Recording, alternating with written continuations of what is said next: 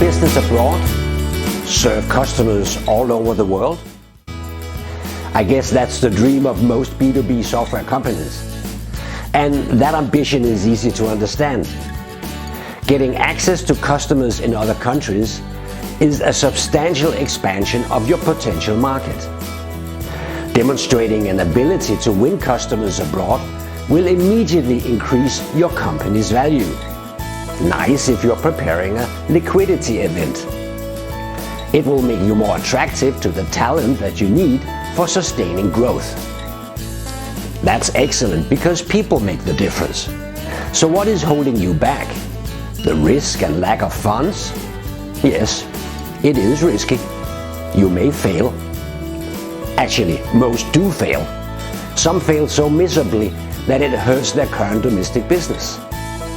History is packed with failed international projects. Lack of funds? I can show you many examples of companies with deep pockets that still failed. Money is not a substitute for ingenuity. And that is why small companies out-innovate big corporations all the time. The secret to overcoming the obstacles presented by risk and tiny budgets is how you design your international revenue generation process. My workshop, Going Global on a Shoestring, aims to help you design an international revenue generation process specific to your product, market, and situation. You can also use the workshop to review and improve your current process if it doesn't fulfill your ambitions. The agenda is client-specific. You will brief me on your situation, challenges, and objectives through one or more web meetings. And I will draft the agenda based on your input and my independent research.